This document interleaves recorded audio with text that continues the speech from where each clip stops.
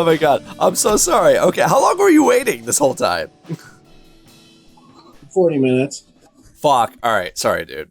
So, what's up?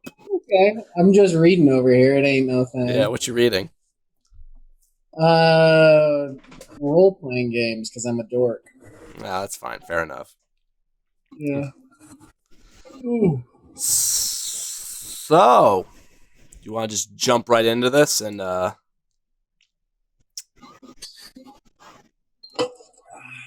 We can. okay. What do you bring to today's, Well, I want to talk about I guess let's just get this out of the way first is the Biden Bernie task force. Oh, why is this? Oops, hang on. Sorry. The Biden Bernie task force. I guess summary compromise. I don't know what to really call it to be exact, but it's got some.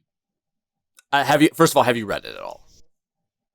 I have seen parts of it. I did see they're trying to go 100% renewables in 10 years. Yeah. So, I guess. I mean, I will say, yeah, that needs to happen. Will it happen with Biden? No, you don't think so? See, well, here, I want to, because that's the first point I have. Like, so they have combating the climate crisis and pursuing environmental justice. So, scientists inform that we must achieve net zero carbon emissions across our economy as quickly as possible in order to avoid the worst consequences of the climate crisis. The United States and the world is currently heading well over the remaining carbon budget allowed to achieve that goal. Okay. I think that's common knowledge for everybody here watching. So the task force intends to use federal resources and authorities across all agencies to accelerate the development of clean energy and deploy proven clean energy solutions to create millions of family-supporting union jobs, upgrade and make resilient our energy, water, wastewater, and transportation infrastructure, and develop and manufacture next-generation technologies to address the climate crisis right here in the United States. So that's a loaded mouthful. What that essentially means is reinvestment in solar and wind energy. So I mean, to me, it's smart. no, right, no, because we can see right now with the current, I guess, economic infrastructure we have in the energy market, it seems to be rather unsustainable with regards to fossil fuels. Oh, you know what this actually reminds me? I'm sorry, this is like a off-topic deal, like off track, but like, have you seen Michael Moore's new video? Are you talking about his movie going on about how basically the climate advocacy hasn't worked at all? Yeah, that's it. I forget the name of it though. Yeah. The basic premise of the movie, and is, at least to my understanding, I have not seen it. Okay. Is that renewable technologies will maintain a way of life. They do not necessarily solve all the problems. Which I don't know about you, but I'm okay with a lesser level of consumption for like the world's northern hemisphere, right? The geographic north. Right. Because even though OECD average for consumption is ridiculously high. Yeah. And that can be definitely offset, but it's not like mining cobalt and lithium are exactly clean nor waste free nor in their current form, I would say, just more sustainable. I would argue, even from an ethical standpoint, how they're extracted from countries. My case being like the recent overthrow of Bolivia's president and the institution of a small minority conservative government backed up by the United States for the mere purpose of lithium extraction. Not good in terms of like international relations. But I mean, yeah, this whole task, okay, getting back to the task force. So mixed opinions about it, obviously, because I think many sides, I would say both sides, the Biden camp and Bernie camp, are a little unhappy about this, like, meeting in the middle. So they talk basically about climate change, and then they move on to criminal justice reform and how to build a new criminal justice unity task force. They want to change how we view education in our country and recommend changes to that. And then the big one is the healthcare deal. And then they finally close with what they call a 21st century immigration system. So it's there's 10 points, but I'd say like 5 main topics that they want to cover. Very vast, very broad. So I would say, like, in terms of healthcare, this stops pretty short to what the Sanders camp wanted in terms of Medicare for all. Basically, what we get under the Biden plan is essentially a public option. So they're going to, it's basically an expansion of the Affordable Care Act, but this time, instead of having subsidies for purchasing certain private insurance plans, instead there'll be a creation of a new public option, a new government insurance program that you can buy into. As well as being eligible for Medicare at 60 instead of the current threshold of 65. So it's a slight change to Medicare in that detail. And it also expands Medicare to cover treatment for dental, vision, and hearing loss. So, yay. Now, oh, I'm sorry, go ahead. I'm actually going to look up injury rates by age. Okay, so I'll just continue. So for those who lost coverage during the pandemic, they're going to continue the federal law COBRA, that high-priced stuff that you can buy when you're unemployed. But people would be allowed to buy a new plan with no deductible at a price determined by their income or their current existing Obamacare plan. Now, I don't know what so much about the details of that involves. This is just a summary I'm going with. I would probably spend like 20 hours going over this 110-page report of what's happening. So that's basically the gist of healthcare. Not exactly, probably. I don't know if it's the most disappointing that many on the left would see from this plan, but, you know, in terms of, like, I mean, this is setting the bar so low. I mean, obviously, it's an improvement from the current situation that we're in with our healthcare system. I don't know. I just going on before we leave the healthcare section. I don't know if you have any thoughts on that. My big thing with healthcare is if we're looking at when injury rates start to occur, along with physical jobs, unfortunately, people have a disproportionate amount of occupational injuries when we're starting to reach the 6th decade of life, which is not great. If you have any sort of physical job, the chance of you being injured, continues to rise as you age, and we don't have sustainable healthcare costs at all. Right. Anybody that doesn't think that there needs to be systemic reform to the healthcare system, and it's fine as it is frankly stupid, or ill-informed, right? Like, or they have malicious intent.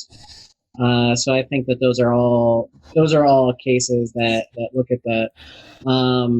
You have Wendell Potter going on about this, about how he spreads misinformation regarding this. I do not see Biden doing it. I do not see enough Democrats getting behind it, especially when you have people like Cory Booker that have financial interests going on with that. But I mean, we're not in a good spot when it comes to that. I was gonna say, like, I will admit that this is nothing so far to be like so hyper and enthusiastic about, but like at this point, we're past the point of trying to reach for the stars, and this is more about a scenario of, would you rather jump out of a 2-story window or a 10-story window? Yeah, that's a good analogy. I mean, like, I'm curious in terms of this I mean, obviously, a public option is still better than what we are currently working with at the moment. Like, my concern is, what are the costs going to entail for people who want to get in on this public option? Because it's basically what this is just a federal healthcare insurance program that's being implemented here under Biden's plan. Yeah.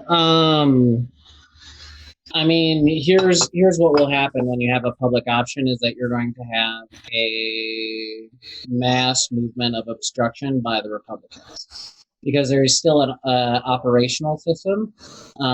You are also going to have some more of the people that have material incentives on the Democratic side as well, on the left-right debate. So there's going to be significant opposition that moves against that. And they're basically going to neuter the public option to a point where it's similar to Medicaid, where there's prolonged wait times. They're going to try to limit accessibility by making sure that only certain facilities are able to take it. I do not feel that it is going to be executed well. And at which point I feel like people that do have monetary gain at which point are going to go, oh, hey, look, it failed. So you think in terms of like legislating the public option, you feel like, let's just say if this was run on basically under the, I'm going to say this would be under the Health and Human Services Department of the federal government. So let's just say you see a Republican taking over. You feel like they're going to limit as much as they can the feasibility and eligibility to join the public option. Okay. I do. I just wanted to. Okay. All right. I would hate to put it that way, but I really do feel that you have people with malicious intent that are going to try to sabotage it. I mean, wouldn't that be the case though under any program though? I mean, I'm just playing devil's advocate here. Yeah, like under Medicare for All, for instance. I think that you will, same thing, right? People will be malicious on it, but Medicare for All will be a much more powerful thing, right? Because you have a much larger number of people going into that. Yeah. It's a numbers game and like weighted averages, right? So like if you have a weighted stakeholder share that holds a majority of the population, it will shift. If you have, to say what Martin Luther King called the moderate white liberals, they don't give a shit because they're doing okay. Yeah, it costs them a little more, but they're not the ones that are having to think, oh no, I need to delay having the surgery because it would cost too much. Do you know what I mean by that? Yeah, no, I hear you. I guess what I forgot to mention in this public option plan is recommendations specify new details, like a requirement that certain prescription medications be offered without any out-of-pocket spending by patients. So that's a plus, at least. Yeah. Because prescription, I mean, I think that was probably the biggest gain from the Sanders camp, because prescription drug cost was a big deal on Bertie's platform. Yeah, definitely. And this is also like kind of a strategic gameplay because Biden is appealing to those older voters by reducing the threshold of Medicare to 60 instead of 65. So of course it's the older people that tend to vote the most in this country. So I know he's trying to definitely appeal to that quadrant. Yeah, I think that's a smart move. Yeah. At the same point in time, I get very worried when people talk about raising the retirement age 70 plus. I'm like, dude, you look at zip codes in this country that have an average life expectancy of 60 versus others that have 90, and there's big problems with that. Right. Is there anything else in healthcare that did you wanted to bring up before I move on? No, not really. Okay. I mean, again, this is just kind of like, again, I could spend all day doing this, reviewing this 110-page report, but I just wanted to cover, I just want to get an aerial view of what's happening right now. So, criminal justice. So, again, some changes, but for some reason, and this should have been like a no-brainer ballpark hit, they couldn't even get a consensus and agreement on marijuana legalization. Couldn't even get the Biden camp to concede to that. That should be like a no-brainer, full stop, if you've seen the trends that have happened at the state level.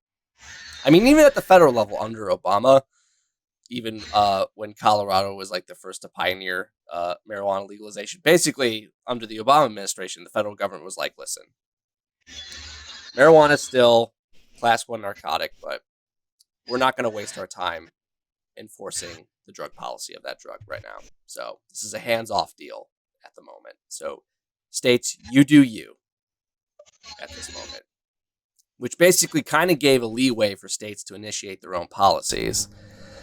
Of course, under the Trump administration, that changed back to, I guess, status quo under Jeff Sessions. But I mean, now what do we have? We have Michigan. I mean, for my state, I'm now being bordered on Pennsylvania to the west and Pennsylvania to the east and Michigan to the west that have legalization. The entire country of Canada legalized marijuana.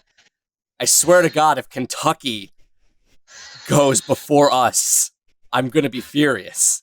It just seems to be a general trend that most states are giving up on enforcing marijuana drug laws. So why the fuck the Biden camp couldn't fucking concede to this and just go with it is beyond me. Like they already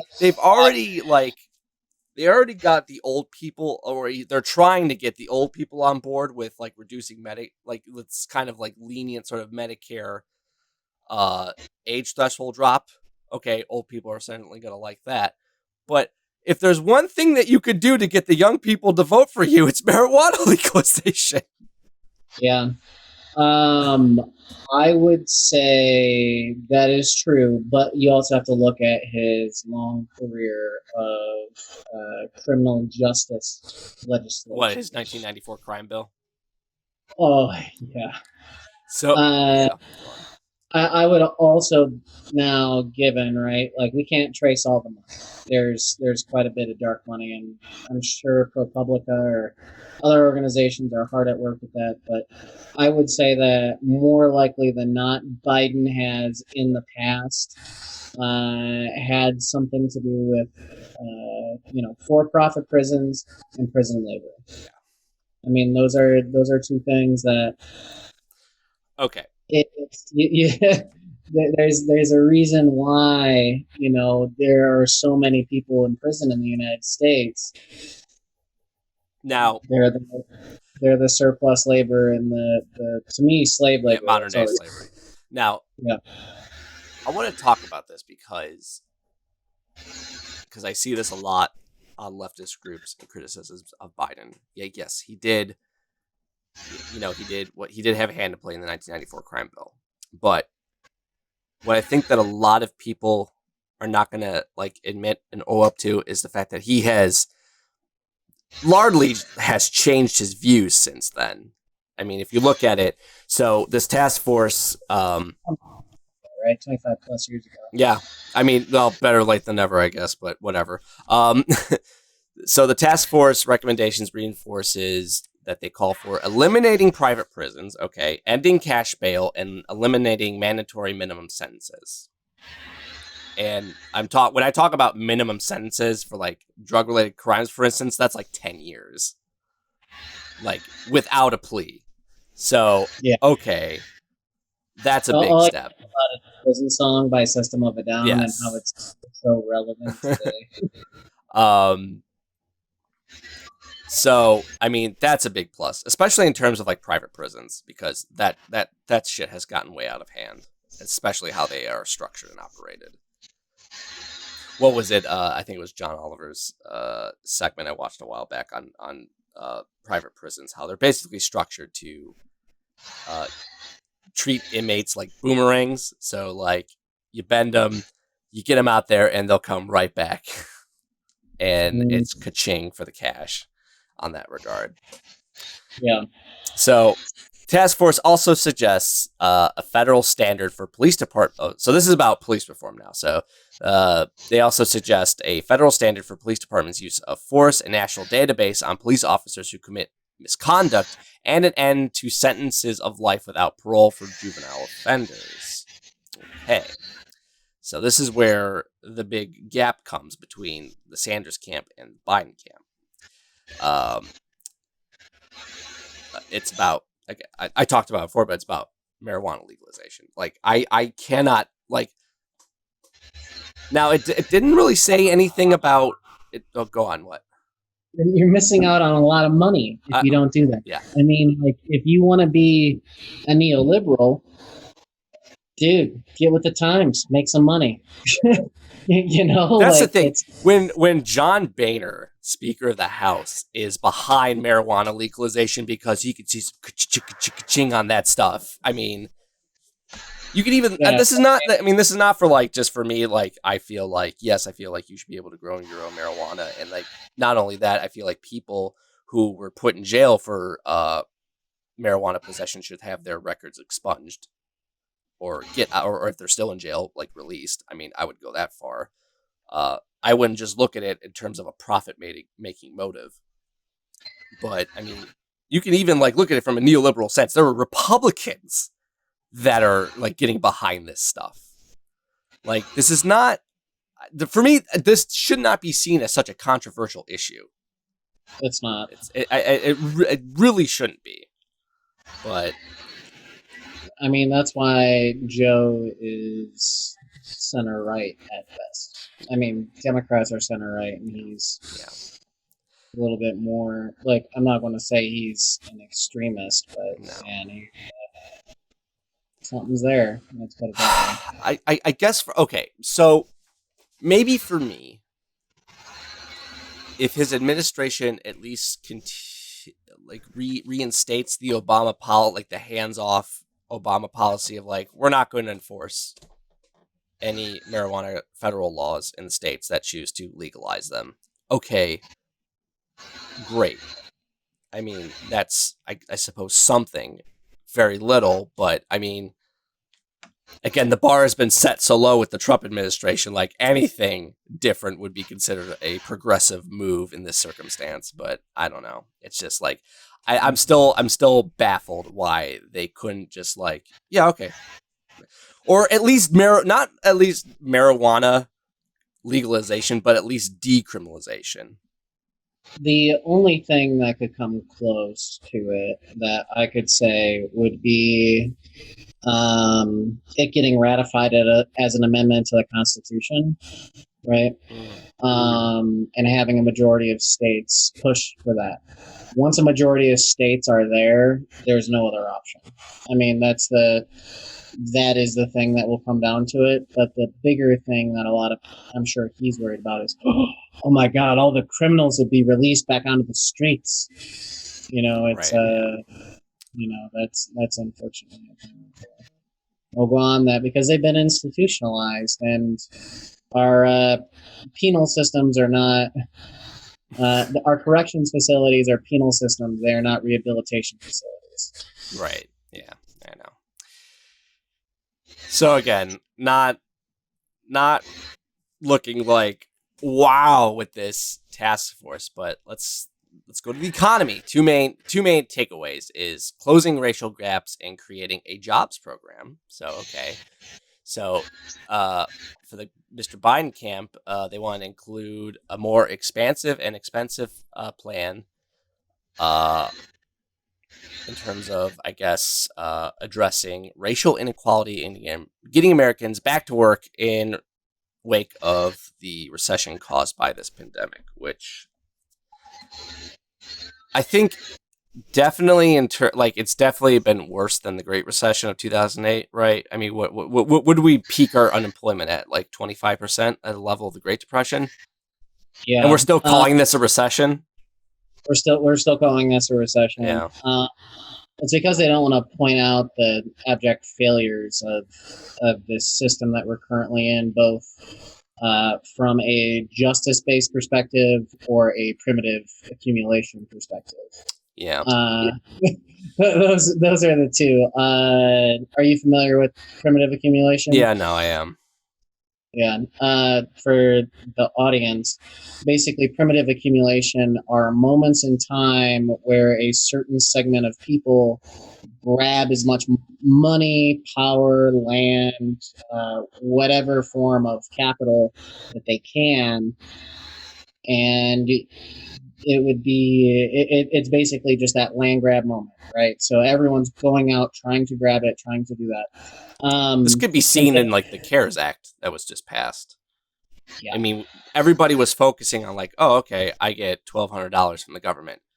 What's not really talked about is essentially the like $2.3 trillion that was just essentially unmarked bills given to major corporations without a tracking or receipt for them to use at their discretion. I mean, this was talked about. I would implore anybody to watch from Jacobin the recent weekends with Anna and Mike, because they talked about the CARES Act, about this primitive accumulation, and how the CARES Act was basically a prime example of that. We basically saw like the largest wealth accumulation, using the pandemic as an excuse for the rich in this country to accumulate more wealth than they've ever had before in this country's history. Yeah. The average worker or laborer, and I'll even extend to like what some people will call like the petit bourgeois, right? Like small business owners. They have been fleeced by this high level, this new international business class, while they basically hide their money in offshore tax havens and extract as much money as they can from people. And the saddest part is the amount of jobs lost, and now there's a massive there's a massive surplus army of labor that it now makes it so difficult to be able to negotiate your wage earnings. People are seeing pay cuts. They're seeing their benefits get stripped away because people are businesses are having trouble, which frankly, especially if it's a large corporation, is not true. Yeah. Well, I mean, I could add to that the fact that most of the labor for it, only like 10% of it is unionized. So like this is not a good time for organized labor. Yeah, and that's one of the biggest things. Like the unfortunate thing is when we look at political movements within the United States, we really need to get people going on and trying to get them unionized and get things going on, because otherwise we're going to be up shit creek without a paddle. I mean, we're going back to like, I guess this is where, if we look at the situation that we're in with the economy, this is why I'm at least very happy that Biden is okay for a federal jobs program, especially in terms of the environment. Now, they didn't really make a mention of the new Green Deal, but they left openings for elements of job creation within the Green New Deal in terms of renewable energy fields. the federal government stepping in and creating jobs programs in terms of clean energy. Like, that's a start. But I feel like so much more needs to be done. I mean, they talked about these jobs also being unionized, which is a plus. But again, I feel like so much more could be added to this. But getting back to, you know, racial inequality and jobs in that regard, I guess they call for a comprehensive agenda for communities of color with ambition that matches the scale of the challenge and with recognition that race-neutral policies are not a sufficient response to race-based disparities. Okay, so they want to explore the so-called baby bonds proposal to provide every child with a government-funded savings account at birth, a policy that was forwarded by Derek Hamilton, Ohio State University economics, who was one of Sanders' appointees. So, little Donnie might be having a savings account by Uncle Sam. Maybe not. Yeah. We'll see. The unfortunate part is when we're looking at like savings accounts where we're talking about negative interest rates, right? Like, there's worrisome things. Little Donnie's account could go bust before he's 5. Yeah. Well, I mean, I just don't know how this is gonna. I mean, it's interesting. I mean, it's something I would support. I just don't know like what the detail. I would like to know further details, basically. Yeah. Well, I think that could potentially, especially if we're looking at kind of a reparations mindset. Yes. Generational transmission of wealth. That like a passive way for reparations, I guess. Like lower income communities, I guess children may receive more. Again, I don't know the exact details of how this is going to work, but I can see how in terms of like a framework of reparations, this could be applied in that manner. Minority groups getting either a bigger sum or a lesser or a higher interest rate yield, I guess. Maybe. It's interesting. We'll see. But that was probably the biggest takeaway for me in terms of that one. In terms of like combining economic equality and racial equality. So they close out now with education reform. And they want to, and it's basically, again, it's retwining Obama-era policies. So instead of emphasizing standardized tests to drive accountability for teachers and students, Task Force talks about holistic tests of student skills and importance of schools as community centers that provide a broad array of social services such as healthcare and meals. So, right now, I don't know, like in some school systems, kids have to pay for lunches. The fact, the fact that at least now that free meals will be provided, hey, sweet. Let's also talk about those meals being trash, by the way. Well, I mean, listen, Michelle Obama tried to push for a healthier initiative under school lunch programs, and Republicans freaked the fuck out. They were like, no, I want trans fats and fucking corn. Dude, you're hitting my lobbying group hard. I want that sugary shit. Yeah.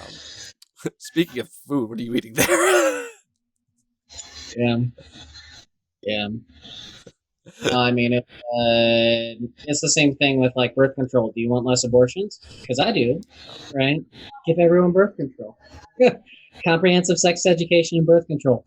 Whoa, right? And if schools are part of that, right? Yeah. Like that's a big thing. And I believe when we look at it, the current generation that is having children may not necessarily be equipped to teach them those things because their parents didn't teach them.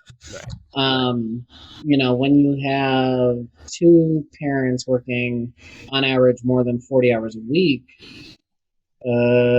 what time are you going to have left? Like literally, you're looking at people just trying to get things together to make sure that they're ready for the next day. Yeah. And we have the worst labor rights out of any developed nation on the planet. So, I mean, like, the schools have to be a place where you're going to teach your children these things. Otherwise, they're not going to get taught. Well, this is what I like when they talk about holistic tests of student skills. Like, I mean that's a pretty like vaguely in that broad defined category. Like, does that mean like we're going to teach them skills and trades instead of just like memorize this for a test? Because I would be for that. Like, Yeah, even in terms of like electrical engineering or plumbing in that regard. yeah. I have a doctoral degree, and I will say teach the trades. Yes, no, uh, I have 2 bachelor's degrees, and I would say teach the trades. For the love of yeah, God, I had to learn plumbing on my own, yeah. It'd be great or if we even if we had like classes that taught how to do taxes. Big yeah. plus. How to Well, budget, like some type of this finance class in high school, I think would be awesome. I agree with you. A finance class in high school would be Yeah, great. But we also like the employer already files taxes. Like taxes do not need to be as complicated as they are, nor do we need to put the onus on the citizen themselves. If you're already working for a corporation, they've already filed that. And yeah, you have some different, components to it, but you can just notify the government within that. I mean, most other countries do not file taxes the way that we do. yeah. I guess the only reason why is because we put a huge emphasis on whether or not you want to like make personal deductions in order to cut your tax liability, basically, for individuals. So this goes with like people making passive income or portfolio based income, or if they just make a lot of donations in that regard. Yeah, which almost universally benefits the transnational Yeah. Well, I mean, capitalism. if you look at like the 2017 Republican tax bill, itemized deductions. I mean, this is speaking for me personally. Itemized deductions is just basically worthless at this point because the standard deduction was essentially doubled, and it's just I tried to do that. I tried to itemize my deductions, but it never reached the necessary threshold. And so you just take the standard deduction. It's like there you go. Yeah, we actually got hurt by the tax bill. I'm in one of those weird categories, I Yeah. guess. Where, Well, everybody essentially that wasn't a big business got hurt by that bill. yeah. So, And then, oh man, the deficit. You trust him on the economy, but you were just complaining about the deficit. what I actually, speaking in this regards of this task force, what I wish that was talked about more was how they were going to reverse the negative effects of this Republican 2017 tax reform bill, which was basically just a bunch of tax cuts, and how they were going to make it a more progressive-based tax plan policy. Biden didn't really specify much to that. He can't. I know that he's not going to make a huge he's not going to make a huge difference in terms of like capital gains tax because don't want to piss off too much of the corporate donors. So I mean, he has more billionaire donors than Trump does. yeah. So I'm not expecting much of that, but it was not really talked about much. So this is like a we'll see deal. But getting back to schools, so again, unfortunately, charter schools are not getting rid of, but the task force promises to subject charter schools, which are publicly funded but privately managed, to stricter federal scrutiny. So there's going to be more oversight on how charter schools are operated. Let's just Which mind you, by the way, even Sanders advocated for charter schools. I just want to put the record out for that. But this policy of accountability and oversight was something championed by both Sanders and Elizabeth Warren. So this is more on the Bernie camp than it is on the Biden side in terms of like this part of the plan here. But yeah, but go on. Let's just put it this way. New Orleans has zero public schools. Wait, zero? They only have charter. It's all charter based. Yeah. Right. Yeah. And like the, Louisiana, right? New Orleans has right?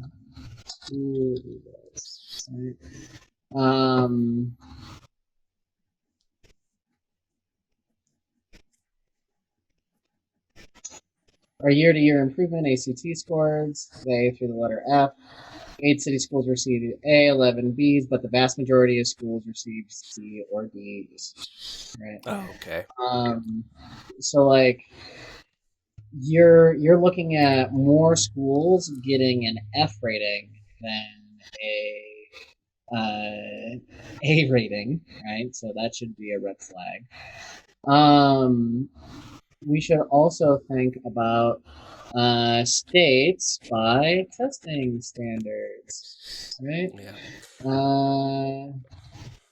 Outcomes.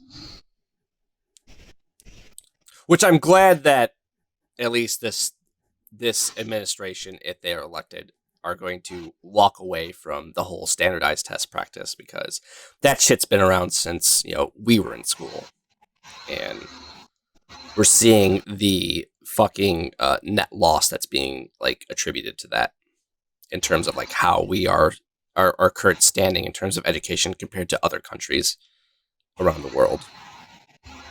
Yeah. But so let's put it this way, right? So here are the worst performers throughout the country: Puerto Rico, Alabama, New Mexico, and Louisiana. One of them is a territory that is totally held by their belt by the federal government, and the rest are Republican-controlled states. Yeah. So, I mean, Minnesota is currently ranked as one of the top ones, right? So you're seeing Florida, it's surprisingly high. I mean, maybe they're trying to get rid of Florida Man. Basically, Minnesota, Massachusetts, Virginia, Florida, New Jersey, Wyoming, Indiana, New Hampshire, Pennsylvania, Utah, Nebraska, Texas, Connecticut, and North Dakota. So, by far, when we're looking at these things, we are going to have to consider exactly what we're looking at. Colorado obviously was a little bit better than Ohio, so I'm just saying. But yeah, I mean the at or above basic is, when you're looking at Louisiana for at or proficient at for basic and then achievement, right? Yeah. So for Louisiana, basically the respective numbers of people that are considered to be at a basic level is 73%. Okay. To be proficient, right, it is 29. Right? Mm-hmm. The national average is 80 versus 40. So big problems. Huge problems. Well, I guess to alleviate that problem, going on, the task force commits to tripling federal aid for low-income schools and increasing funding for students with disabilities. School desegregation by race and class has emerged, and the task force commits to addressing the problem through strategies like busing and magnet schools. But there isn't really specifics on how that is going to be brought about. And I think this has largely to do with Mr. Biden's opposition to federal mandated busing that Kamala Harris tried to drag him on a year ago.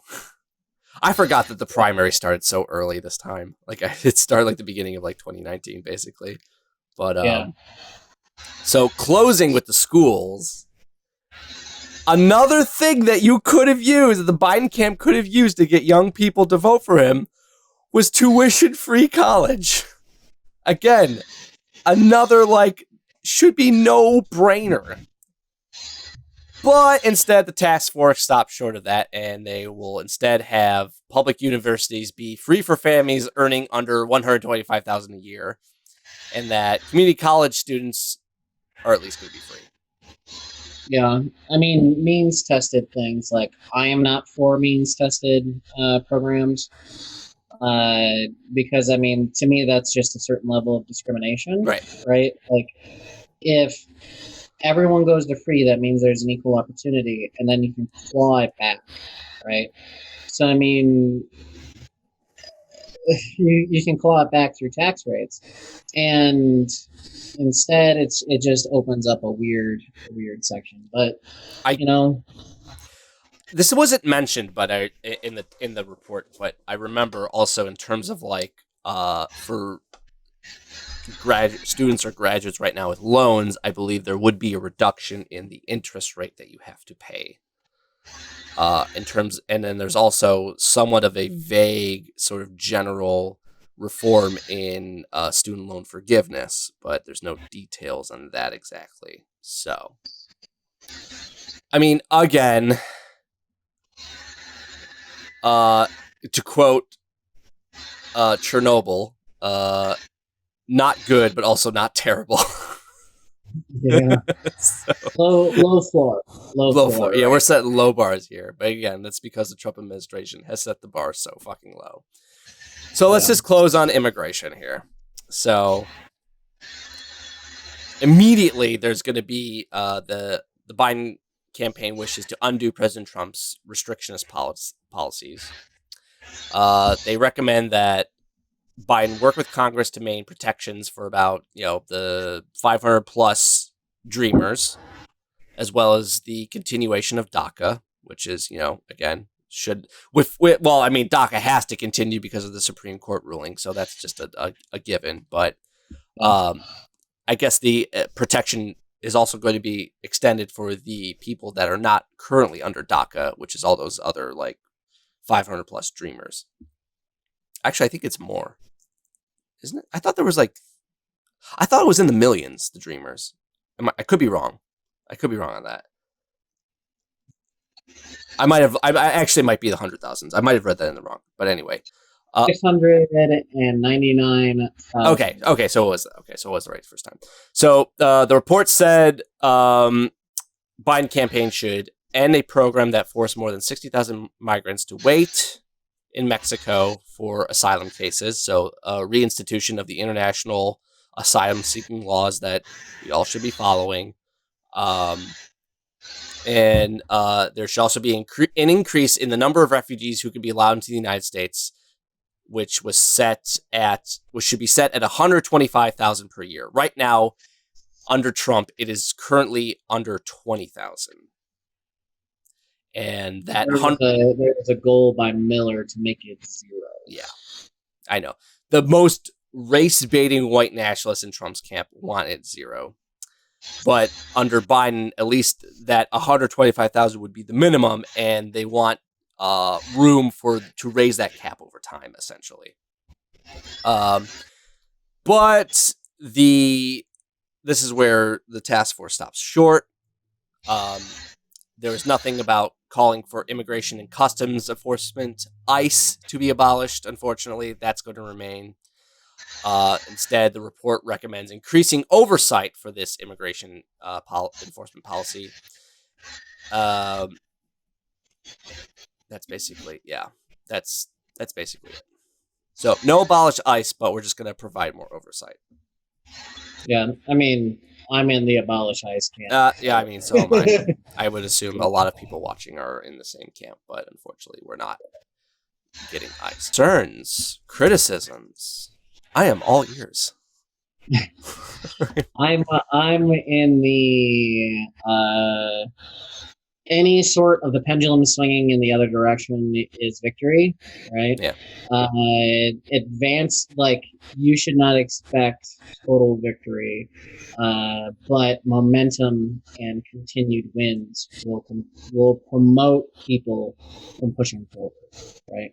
Loss is incredibly disheartening, and a lot of people, I think, are apathetic because of that. Getting to that, because I know that there is a lot of, I don't know how big this group is or whether or not it's just a very vocal minority, but like, how do we get more leftists, I hate to say this, on board with riding with Biden? I mean, I feel like I'm getting dragged by Biden. I'm just like, oh God, okay. I'll come along. I think one of the easiest ways to go is to promote Lenin's text. Because he'll wind up saying, through progressive reformation, you'll have more people realizing that they can take action and it can become better, at which point should mobilize the masses towards a revolution. Whoa. Hang on. The accelerationists are not going to like that. They're not going to like that. I know, right? But the accelerationists, to me, like I said, they're a bunch of freaking internet edgelords. Yeah. You just throwing your phone on the bottom. Fuck this. Yeah. I think they're a bunch of internet edgelords. I mean, you do have groups that are preparing, like the Socialist Rifle Association. Yeah. That are more reactive to like the Boogaloo. But realistically, like you're looking at a situation where there's no organization, and I don't know how far you guys can run, or if you're familiar with the military standards, but I'd be willing to bet that most of them would fail. That's just me. I guess because I frequent a lot of these leftist groups on Facebook, and they're so like emphatic in their disapproval of Biden, and they're just like, I ain't voting. They would rather vote third party than vote for Joe Biden. You're shooting yourself in the foot. It is not effective unless it is secured within your state. And a third party cannot exist within our governmental electoral system of plurality until we get ranked choice voting or the elimination of the electoral college. Yeah, yeah, I mean, we probably would have ranked choice voting before any elimination of the electoral college, but I mean, or even a representation from like voting percentages, right? I actually want to read some stuff here. I'm gonna bring this over. I want to share some fucking posts by Oh, you disabled screen sharing. I can't share it. Why you do this to me, Kevin? I wanted to share something. You said you were better at Zoom than you were than I am. Done. All right, here. Let me share this. All right. Can you see it? Yes. Okay. So these are comments from anti-fascist dank meme stash. So this is a scenario that they're talking about. 4 years with Trump versus a 12 to 16 possible years of neoliberalism. How they got that numbers, I don't know. Do the math. Resist for 4 or be ignored for 16. Thoughts? So I don't think a lot of these people are students of history, but let's look at the English Civil War and the history of the Diggers. All right. The Diggers are also known as true levelers. There's also levelers. There's different organizations. But the only time that they were able to exist within the history of England and have any sort of say over territory was during the English Civil War in lands held by parliamentarians underneath Oliver Cromwell. Or contested lands, right? So basically, you needed the royalists to be pushed aside, right? I think that you can look at other situations, right? Within the U.S., like the only time that you're able to have any sort of occupation to the Chaz or the Chop is when there's a sympathetic party there. Yeah. And if you don't have sympathetic parties and you cannot have your content published, you'll never change the cultural zeitgeist. It's you're throwing out speculation, and I mean, maybe it's prophetic, maybe not, right? I cannot see into the future, and I do not see this individual presenting any data other than just, farting into a horn. For me, it goes to like, it's far easier to push leftist policies under a Democrat presidency under Biden than it would be under a Trump presidency for another 4 years. That's just Yeah, so the only reason we have civil rights legislation was because of LBJ. right. Okay, it's not like he was a great super. Oh yeah, I'm sympathetic. It's more like, oh shit, he was a little sympathetic, but it's not like, oh hey, I'm going to violate the Constitution and use military force on the citizens. Yeah, whatever, Right? whatever misgivings of Biden that I may have. I mean, his foreign policy alone is enough to detest him. But like, yes, he did push for he's the reason why we have Medicare and Medicaid, and the reason why we have the Civil Rights Act. Yes. Like, I mean, think so. So here, I just want to go over some like comments here. Like, like this is like seriously. Look at these fucking comments. Like, it's because wait, let me see. So here's one: fascism doesn't stop when regime turns blue; it becomes more palpable. Seriously. Like we already have what we would consider like a neo-fascist president. We don't have a neo-fascist government because of the checks and balances have worked in some extent to limit Trump's ability to just rule whimsically as he wishes. Like but give him another 4 years, and we'll see how long that lasts. But I commend a lot of people in this group that are just like, yeah, fuck this accelerationist bullshit. Yeah. Well, this guy has it. This guy has it right. Biden will last 4 years. I mean, this I also agree with because he's going to die. He's going to die. Well, I'm not going to say he's going to die. And there's only one kind of people on this world, and it's people who die. And he's old AF, right? That's it, man. That's it. Well, what I was going to say that yes, he's going to be a one-term president. Because yeah, I'm right. Okay, he's probably gonna die if he had another 4 years. But he's basically like a stopgap. He's like a transitional authority in this regard. So, the let me go on. I'll just that is far less important to finding. Okay, this is also important. Office of president is far less important than finding, supporting, and electing state and local legislators to the ranks of the movement. Yes. This is really important. Like we have seen that there have been some more progressive candidates, winning primaries and outing establishment Democrats, which is nice. God, what was the name of the New York guy that won recently? He's a newcomer. I forget his name. There's also somebody challenging Nancy Pelosi. I don't know. I mean, I've seen interviews with him. I like him, but like, I don't know if he's going to win. But it's a fact that. Luck, I mean, she's entrenched at that stuff. Yeah, I know. That's all I'm saying.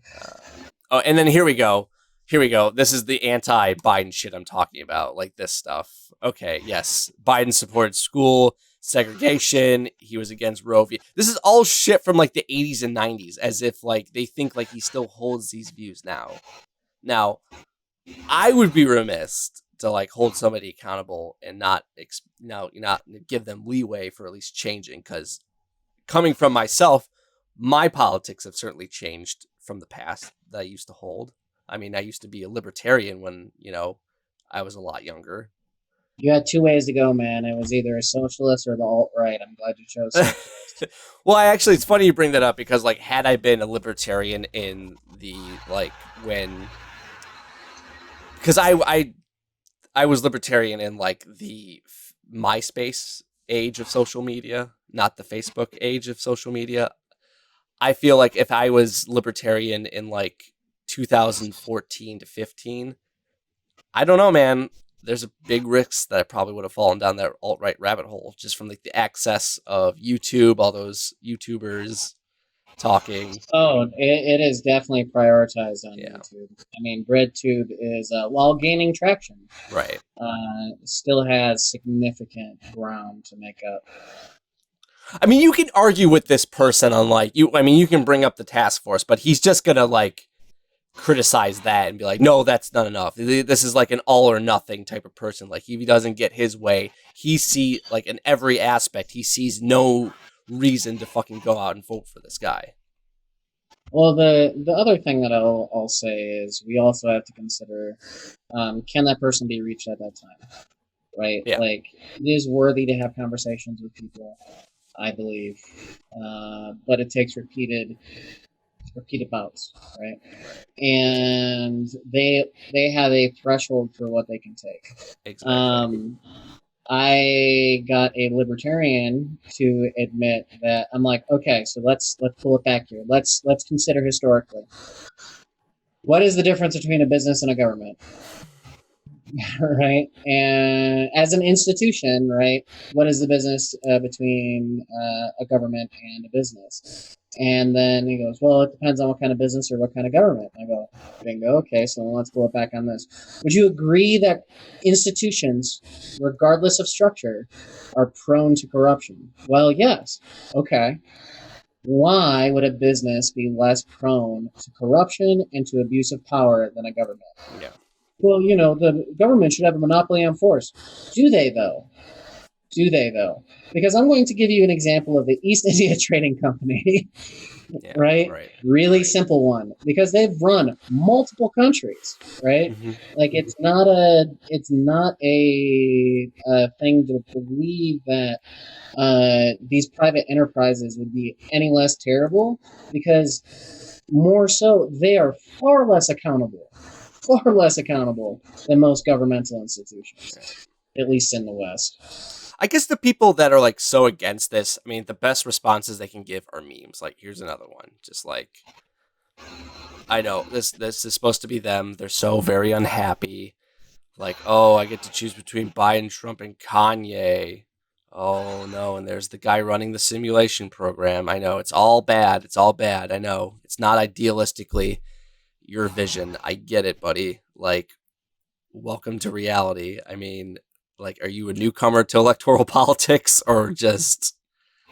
Yeah, I mean, like, there's this thing in life, right? That unfortunately is called reality, and it's a very sharp and disdainful thing against against our dreams and expectations. And again, this is these comments. Nothing will fundamentally change under Joe Biden.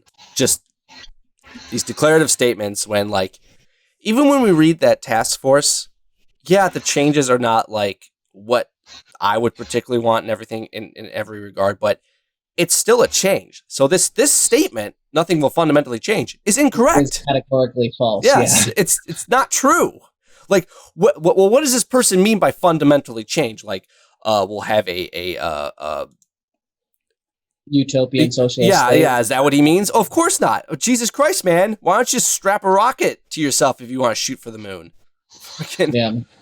No, unfortunately, that is the way that it goes on, and unfortunately, I think ideology is a powerful thing because it is similar to rage and anger in that it can temporarily render someone insane. Yeah. And they cannot be reached with logic, right? Nor will they be able to compromise.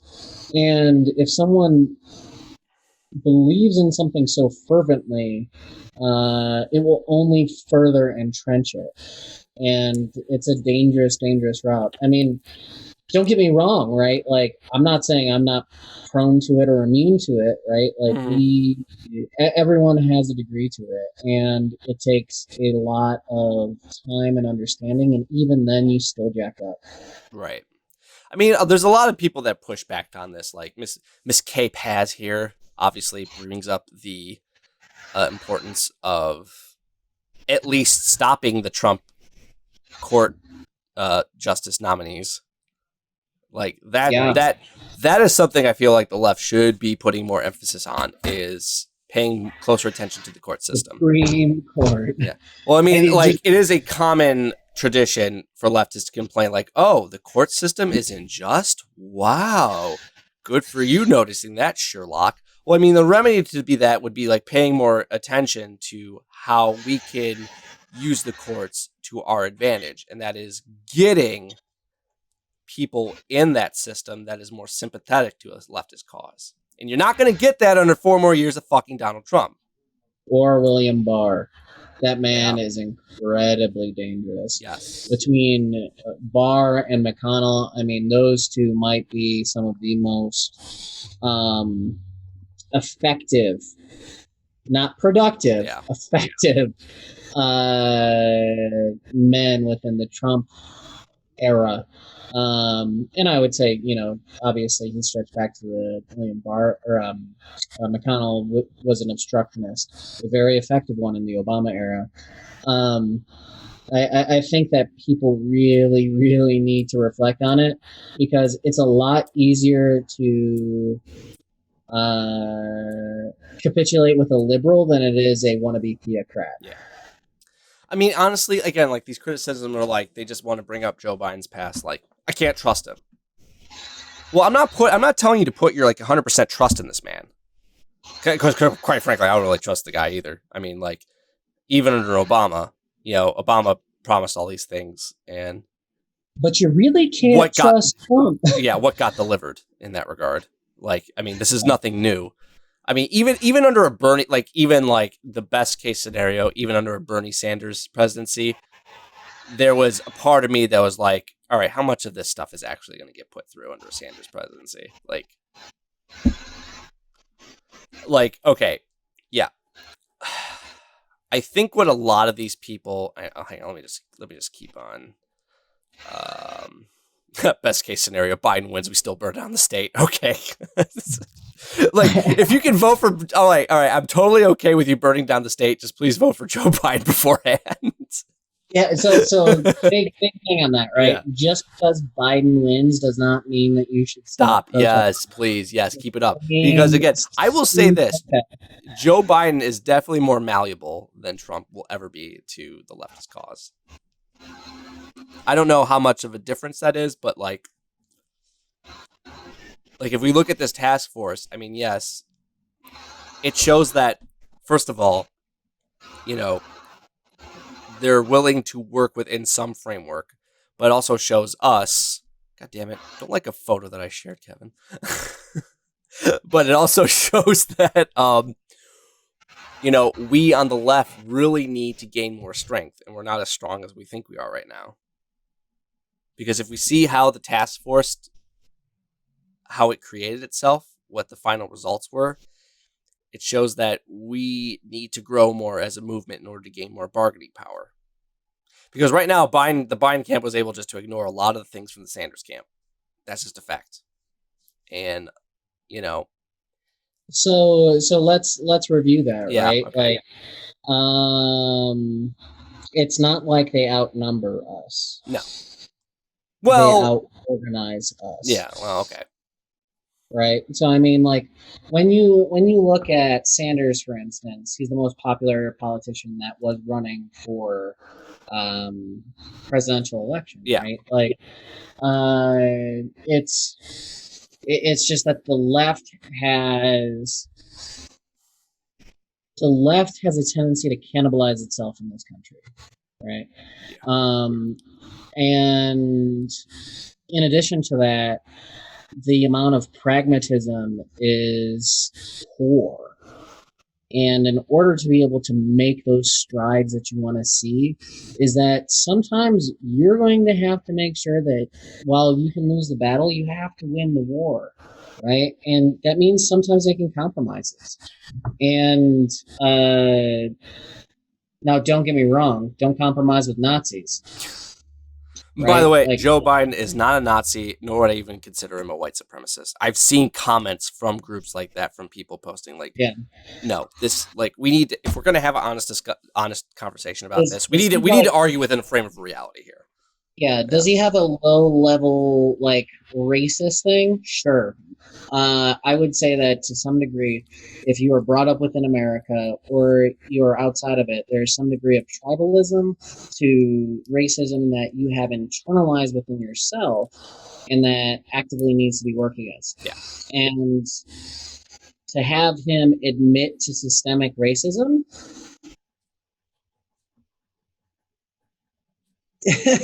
I know, I agree. Versus the other camp doesn't even believe it exists. Yeah. Okay, or they openly perpetuate it. Yeah. So big things where people need to get over this cognitive dissonance bullshit. I want to go onto a framework like, so going back to 2014 with Ferguson, the Obama Justice Department at least put the minimum effort into reviewing police brutality. I mean, it was the bare minimum, but something was done. And what happened when Trump took office? Under Attorney General Barr, the precedent was basically set to the local authorities. You do you. We're not going to get involved. So that police brutality continued. It was not checked in any regard. And of course, we get this at the climax with George Floyd's death. And that's what I guess you would call local blowback in that result. It ain't over, man. Yeah. It ain't over. That and you're going to have a bunch of rich perverts looking to kill some other people in recent news. Yeah. But again, going back to that task force report, they're going to go back to having more police accountability.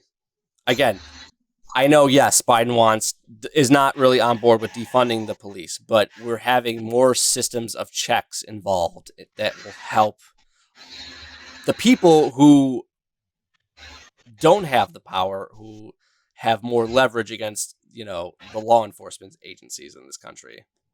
So again, to say that nothing will change, no. Bullshit. You're full of shit. You're full of shit. Stop it. Stop it. Get off the Facebook and fucking actually become more engaged and understand that I hate to say this, but you're not always going to get what you want. I sound like, I don't mean to get all boomer on you, but it's just, yeah. And believe me, I'm not internalizing it. I'm not saying don't stop. Right? Yeah, no. But now is let's just say if Biden does win, it would people need to forget that this new leftist movement began under a Democrat president. Yeah. You would say that the nucleus was formed with Occupy Wall Street and then formulated under Black Lives Matter and then formulated more with Standing You could also say it was started because of the failure in late stage capitalism. Right. That was the result of it. And yeah, because you either went one way, you went the Tea Party way, or you joined this, this new emerging left that started with Occupy Wall Street. So, and again, I can't stress this enough, yes, we grew under Trump as part of the resistance, but people tend to forget we started under a Democrat president. And that does not mean that you stop when a new Democrat president is elected. This is primetime opportunity to keep pushing, because the Democrats will be in the hot seat. Let's suppose, because I want to talk about future situations. Let's suppose that Biden wins, and it's not a slam dunk Hail Mary. He wins just enough to fucking get the presidency. It's not a definitive win, but it's a win. Let's just suppose that. That actually really fucking scares me. Because then I look at the 2022 midterms and I look back at history. Obama had an unprecedented win in 2008. He was able to piggyback a lot of people into Congress, so the Democrats had a supermajority in Congress. And then what happened 2 years later? The Tea Party movement, massive blowout by the GOP. They win the House, they win the majority of state houses. And that was just a span of 2 years. Mind you, the Republican Party, I thought, was a crumbling mess after the Bush administration, after everything that they'd done. But they were able to, rise again like a phoenix just 2 years later. So, here's what I think is going to happen. So, let's say Biden wins. Where do you think all these never-Trumpers are going to go back to once the Democrat Party does their bidding in ousting the Trumpers from the GOP? They're going to flock back to the Republican Party. And who do you think they're going to vote for once the existential threat is gone? Yeah. So this bloated resistance that has so many never-Trumpers in it is going to diminish. And Biden's not going to be able to appeal to them anymore, because once Trump is gone, these people are going to vote Republican again. So who's he going to turn to? He's going to have to turn to the left if he wants to maintain any type, or if the Democrat Party, I should say, wants to maintain any feasible control of the federal government.